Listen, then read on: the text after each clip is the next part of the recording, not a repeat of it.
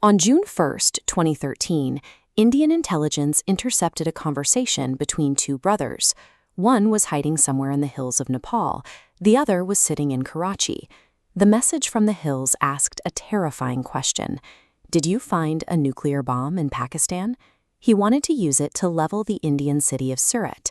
The man typing that message was Yasin Bhatkal. Over a 7-year period, he built the Indian Mujahideen into a highly lethal terror network. Under his direct command, the group executed 17 major bombings across 12 states, striking crowded civilian targets like Pune's German bakery and Mumbai's Saveri Bazaar, leaving over 220 people dead. The government placed a 35 lakh rupee bounty on his head, making him the absolute most wanted man in the country. But counterterrorism units faced a crippling problem. Despite hunting him for years, Indian intelligence agencies did not possess a single clear or recent photograph of his face. This chart shows the success rate of tracking sleeper cell operatives during that era. Only 13.6% of targets were successfully captured. The remaining 86.4% slipped completely through the cracks of the system and disappeared. Bhatkal had comfortably joined that majority. Catching a target of this caliber demanded absolute precision. Bhatkal operated with a lethal form of total invisibility, rendering the standard investigative playbook useless. Earlier in his career, Bhatkal recruited educated professionals, engineers, doctors, IT specialists. But educated recruits leave a paper trail through emails and bank transactions, which eventually led authorities right to them. So Bhatkal scrapped his entire system. This flowchart illustrates his replacement strategy, the Darbhanga model. He recruited only uneducated youth from rural Bihar and Maharashtra. Old recruits generated data points through phone records, but the new recruits had no digital footprint whatsoever, creating an absolute blind spot for surveillance. Bhatkal's personal communication was entirely analog. When he needed to send a message to his handlers in Karachi, he'd power on a burner phone for a few seconds, send the text, and then immediately destroy the device and the SIM card. He applied that same strict discipline to his physical appearance. He rotated constantly between full beards, a trimmed French cut, and a clean shave. He never operated in the field wearing the same face twice. By stripping away all modern technology, Bhatkal effectively neutralized New Delhi's multi-million-dollar surveillance apparatus. The intelligence agencies were fighting an invisible war. In August 2013, a break came from an old-fashioned source. An informant in Pokhara, Nepal, called a special operations unit in Bihar. He had spotted a man posing as a Unani medicine practitioner named Dr. Yusuf. The man had short hair and no beard, but the informant recognized his eyes. The team commander immediately contacted the Intelligence Bureau headquarters in New Delhi to request an extraction. The answer was a hard no. Bhatkal was officially believed to be in Pakistan. If India launched a covert raid in Nepal and grabbed the wrong man, it would trigger a massive international diplomatic crisis. Knowing about the intercepted nuclear threat, the Special Operations Group made a choice to ignore headquarters. They organized an unsanctioned, off-the-books mission.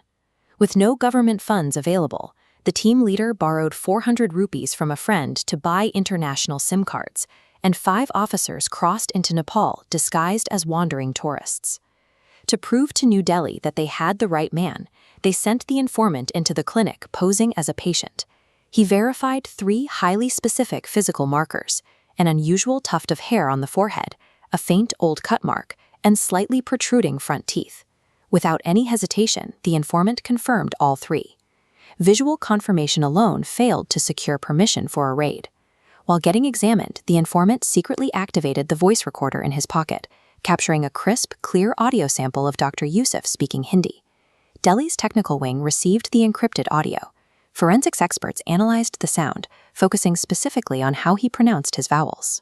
They found a heavy phonetic influence from southwest Maharashtra, perfectly matching the regional upbringing of Yasin Bhatkal. It was a 100% identity match.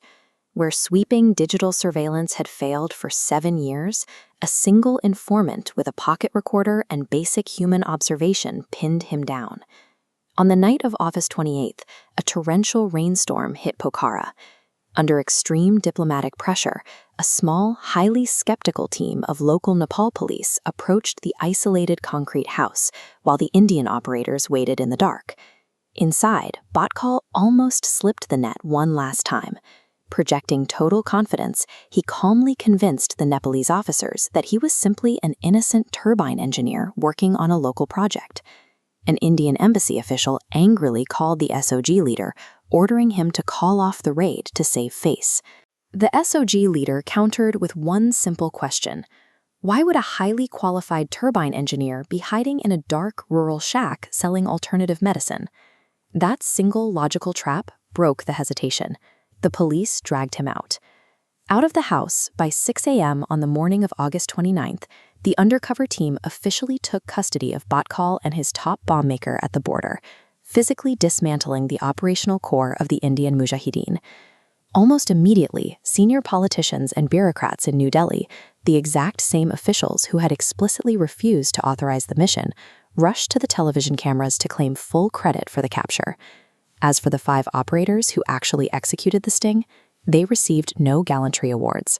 For stopping a nuclear threat and funding the operation out of their own pockets, the entire team was handed a shared cash reward of just 1 lakh rupees. Today, Yasin Bhatkal remains locked inside cell number 2 at Delhi's maximum security Tihar jail.